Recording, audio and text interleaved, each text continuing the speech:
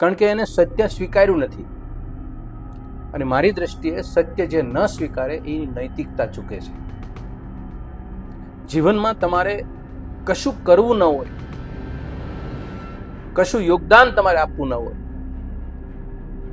કોઈ નામાં યોગદાન ના આપવું હોય, પણ કોઈ હકીકતને, સત્ય વાતને નતમસ્તક રીતે નૈતિકતાના ધોરણે એને સ્વીકારવી, આ ખૂબ મોટી સેવા છે. પંડિત જવાહરલાલ નહેરુના વડાપ્રધાન પદની નેતૃત્વ નીચે સરદાર વલ્લભભાઈ પટેલે 562 રજવાડાઓનું એકત્રીકરણ કર્યું અને દેશના તમામ રજવાડાઓને રાજાશાહીમાંથી મુક્ત કર્યા અને લોકશાહીની અંદર વિશ્વાસ અપાવ્યો. વર્ષની વાતો જે કોંગ્રેસે શું આપ્યું, કોંગ્રેસે શું કર્યું, એની બળતરાના નામે આપણું બૌદ્ધિક વાપરીએ છીએ, ત્યારે એ કલ્પના કરી ખરી કે રાજાશાહીમાંથી લોકશાહીમાં પ્રવેશ માટે પોતાનો તમામ પ્રકારનો ઠાઠ માઠ અને સંપત્તિ બધી દેશને ચલણે એને શું મળ્યું? એ ક્યારે તે આવું બોલનાર વ્યક્તિ નથી વિચારતા કે અમારા ભાગે જે આજે મળેલું છે એ કોઈની કૃપાથી મળેલું છે. જમીન પોતાના દફતરે થઈ, સ્વમાનથી રોટલો ખાતો થયો, ખવડાવતો થયો, બે પાંદડે થયો, અને આજે ગ્લોબલ કોમ્યુનિટી તરીકે જે એસ્ટાબ્લિશમેન્ટ કોમ થઈ છે એના પાયાના પથ્થરની અંદર એને પોતાના બાપ દાદાને મળેલી રાજાશાહી પાસેથી લઈ અને વાવે એની ખેતી કરી ખેડૂત બન્યા, એના પુણ્ય પ્રતાપે છે કે કોંગ્રેસે અમને શું આપ્યું, કોંગ્રેસે દેશને શું આપ્યું. ઇતિહાસને આટલો બધો ભ્રમિત કરી ખોટો ચિતરવાની માનસિકતાથી મોઢામાંથી શબ્દો બહાર ના કાઢવા. જો આપણે આપણા લોહીના સંબંધો ધરાવતા હોય એને પણ એક સામાન્ય મદદ નથી કરી શકતા, એને ઉપયોગમાં આવી શકતા નથી, આવતા હશે ને સલામ ને મુબારક.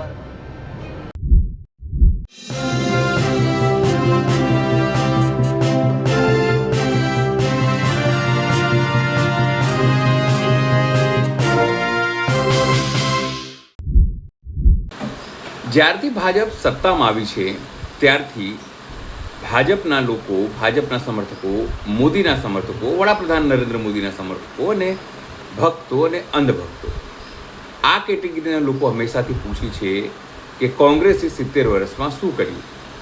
કશું જ નથી કર્યું. તમે કહેશો કે કેમ હું આવું કહી રહ્યો છું, પણ શું કર્યું એ સવાલ પૂછે તો વડાપ્રધાન નરેન્દ્ર મોદીથી બી તમે પૂછી શકો છો કે તેઓ 10-12 વર્ષમાં શું કર્યું, ગણાવવા માટે શું છે. એવી જ રીતે 70 વર્ષમાં કોંગ્રેસે શું કર્યું એ ગણાવવા માટે પણ ઘણું બધું છે. એ વાત કોંગ્રેસના નેતાઓ કહી રહ્યા છે અને હવે ખુલીને તેઓ સોશિયલ મીડિયા ઉપર પોતાની વાત મૂકતા થયા છે. અત્યાર સુધી કોંગ્રેસના નેતાઓ પણ આ મુદ્દે બોલતા ખચકાટા કે લોકોને ખબર હશે, પણ જે રીતે સોશિયલ મીડિયા ઉપર ચાલે છે કે કોંગ્રેસ 70 વર્ષમાં શું કર્યું, તો હવે કોંગ્રેસના નેતા જવાબ આપી રહ્યા છે ખેડૂતો મુદ્દે, રોજગારી મુદ્દે, દેશની તરક્કી મુદ્દે. નમસ્કાર, હું છું ચિંતામણી પુત્રેન પટેલ. સ્વાગત છે આપનું અમારા આ કાર્યક્રમમાં. આવો સાંભળીએ કોંગ્રેસ ઉપર જે આરોપ લાગે છે કે 70 વર્ષમાં શું કર્યું તેને લઈને મનહર પટેલ શું કહી રહ્યા છે. નમસ્તે. અનેક લોકોને આપણે બોલતા સાંભળ્યા છે કે 60 વર્ષમાં કોંગ્રેસે શું કર્યું.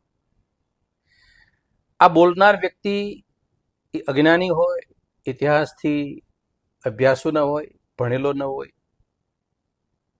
કે પછી કોઈને કોઈની આભા નીચે આવેલો ખોટી સમજ પોતાના માનસ પટેલ ઉપર પ્રભાવિત થયેલી વ્યક્તિ હોય, એવી વ્યક્તિ જો બોલે તો આપણે એને ગણના પાત્ર ન ગણીએ અથવા તો એને આપણે ધ્યાનમાં ન લઈએ. પરંતુ કોઈ એવું બતાવે કે અમે અભ્યાસુ છીએ, અમે ભણેલા છીએ, અમે સમજણા છીએ, અમે વિદ્વાન છીએ, અને આવા લોકો એ પોતાના જીભમાંથી શબ્દો બહાર કાઢે કે આઝાદી પછીના 60 વર્ષમાં કોંગ્રેસે શું કર્યું. આ સવાલ એમના મનમાં જ્યારે ઉપસ્થિત થાય છે ત્યારે એ નકારાત્મક માનસિકતાથી ઉત્પન્ન થાય છે. કારણ કે એને સત્ય સ્વીકાર્યું નથી. અને મારી દ્રષ્ટિએ સત્ય જે ન સ્વીકારે એની નૈતિકતા ચૂકે છે. જીવનમાં તમારે કશું કરવું ન હોય, કશું યોગદાન તમારે આપવું ન હોય, કોઈ નામાં યોગદાન ના આપવું હોય, પણ કોઈ હકીકતને, સત્ય વાતને નતમસ્તક રીતે નૈતિકતાના ધોરણે એને સ્વીકારવી, આ ખૂબ મોટી સેવા છે. આવા કહેવાતા વિદ્વાન લોકો એ હજી 60 વર્ષના કોંગ્રેસના ઈશ્વરની જે કૃપા છે કોંગ્રેસના માધ્યમથી આ દેશને મળી હતી, અને એના કારણે આપણે સીધી ને આડતી રીતે આપણે અથવા તો આપણા પરિવારના સભ્યો અથવા તો આપણા વડવાઓ એનો ભરપૂર લાભ લીધેલો છે. જે અત્યારે જમીન સ્થળ ઉપર એનો વિકાસ દેખાય છે, છતાંય પણ એ વર્ગે બોલે કે કોંગ્રેસે 60 વર્ષમાં શું કર્યું. આની સાથે સાથે એક વાત આપણને એ પણ યાદ આવે, અને એ વાત એટલા માટે યાદ આવે કે આપણે કલ્પના કરીએ, આઝાદી પછી પંડિત જવાહરલાલ નહેરુના વડાપ્રધાન પદની નેતૃત્વ નીચે સરદાર વલ્લભભાઈ પટેલે 562 રજવાડાઓનું એકત્રીકરણ કર્યું અને દેશના તમામ રજવાડાઓને રાજાશાહીમાંથી મુક્ત કર્યા અને લોકશાહીની અંદર વિશ્વાસ અપાયો. એ રાજા રજવાડાઓ હતા, એ લોકો પાસે અઢળક સંપત્તિ, અઢળક મિલકત, અઢળક નાણું, કોઈ પ્રકારની કમી નહોતી. એના જીવનમાં, એના પરિવારમાં, એના વંશ વારસામાં કંઈ ઘટતું નહોતું. છતાંય એક શબ્દ ઉપર વિશ્વાસ મૂક્યો કે આપણે લોકશાહીમાં આપણે ભરોસો મૂકવાનો છે, અને એ ભરોસો મૂકી પોતાનું રાજાપણું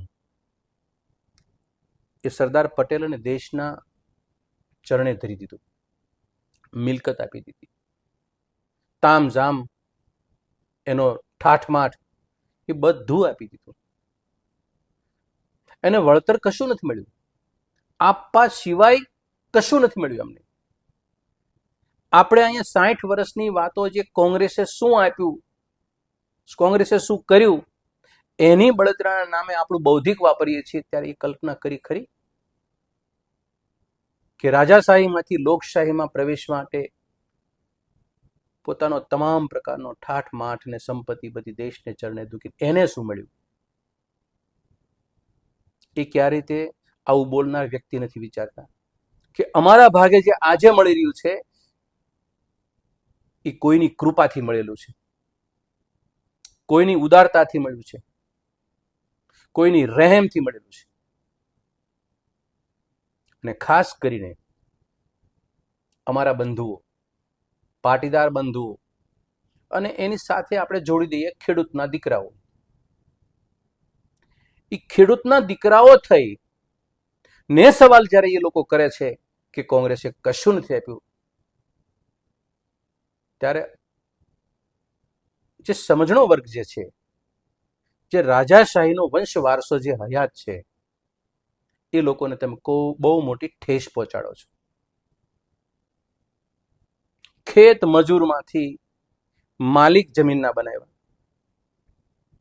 મજૂરી કરનાર વ્યક્તિ ખુદ સ્વમાનનું મજૂરી કરતો થયો, જમીન પોતાના દફતરે થઈ,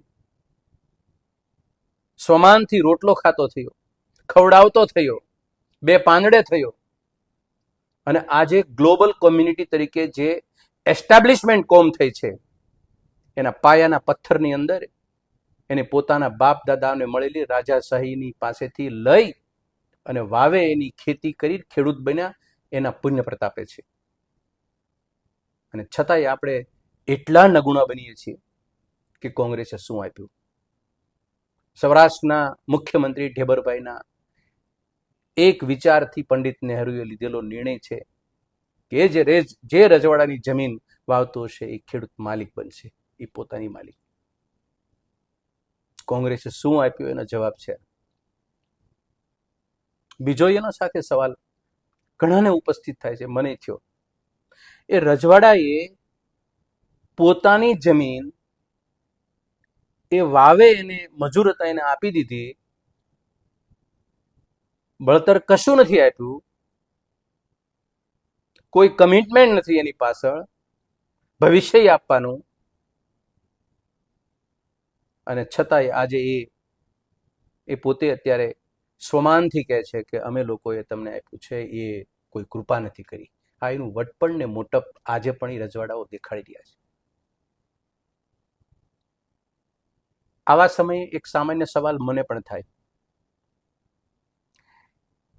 કે જે રજવાડાએ યોગદાન આપ્યું દેશ માટે, સરદાર પટેલ અને પંડિત નહેરુનું નેતૃત્વ નીચે પોતાનું ઓળખાણ ભૂલાવી નાખી, ત્યાં સુધીનું યોગદાન આપ્યું. આજે સગા 3 ખેડૂતના દીકરાઓ ભાઈઓ છે. નાનો ભાઈ હોય કે નબળો હોય, આર્થિક રીતે મજબૂત ના હોય, કોઈ પીડા ભોગવતો હોય, જરૂરિયાત વાળો હોય, એના જ પરિવારનો એનો જ સગો ભાઈ હોય, ગણ્યા ગાંઠા દાખલા બાદ કરતા કોઈ એના ભાઈની મદદ કરી ખરી ખેડૂતના દીકરાએ? આપણે આપણા ભાઈને મદદ નથી કરી શકતા, એક વીઘો આપવાની, અને એવી વ્યક્તિઓ પૈકીની બોલે છે કે કોંગ્રેસે અમને શું આપ્યું, કોંગ્રેસે દેશને શું આપ્યું. ઇતિહાસને આટલો બધો ભ્રમિત કરી ખોટો ચિતરવાની માનસિકતાથી મોઢામાંથી શબ્દો બહાર ના કાઢવા જોઈએ. જો આપણે આપણા લોહીના સંબંધો ધરાવતા હોય એને પણ એક સામાન્ય મદદ નથી કરી શકતા, એને ઉપયોગમાં આવી શકતા નથી, આવતા હશે એને સલામ ને મુબારક, આવવું જોઈએ. પણ એવા ઝાઝા દાખલા નથી, વેઢે ગણાય એટલા દાખલા હશે. 562 રજવાડામાં 100% લોકોએ કહી દીધું તમારું બધું જાઓ, અમને અમારું જેવા જીવા પૂરતું આપ જવા દેજો. આવા કોઈ ખેડૂતના દીકરાઓ ખરા? એ પૈકીના પરિવારના સભ્યો જે બોલે છે કોંગ્રેસે 60 વર્ષમાં શું કર્યું, એ પૈકીના કોઈ ખરા? એટલે મારી એક નૈતિકતાના ધોરણે સ્વીકારવાની એક સમજ છે કે મારા દેશમાં આઝાદી પછી પંડિત જવાહરલાલ નહેરુની નેતૃત્વ નીચે રિયાસત ખાતાના પ્રધાન, નાયબ વડાપ્રધાન સરદાર વલ્લભભાઈ પટેલના નેતૃત્વ નીચે જે રીતે રાજનીતિ થઈ અને દેશને જે એવી વિશ્વની 5 મહાસત્તા તરફ લઈ જવા માટેના આયામ પાયામ ગોઠવાણા, અને આજે આપણે જે સારપ જોઈએ છીએ, આ દેશની અંદર જે કંઈ તામઝામ જોઈએ છીએ, એના પાયાના પથ્થર 60 વર્ષ છે. અને 60 વર્ષની એની મહેનત, એની દિશા, એની કટિબદ્ધતા, રાષ્ટ્ર પ્રત્યેનો સમર્પિત ભાવ, એ તમામ એ આગેવાનોમાં ઠસોઠસ ભર્યું હતું. એ જમીન ઉપર ઉતારી અને દેશને બે પાંદડે કરવાના પ્રયત્ન કર્યા હતા. એના કારણે અત્યારે આપણે અને પછી આપણે બોલીએ છીએ કે 60 વર્ષમાં કોંગ્રેસે શું કર્યું હતું.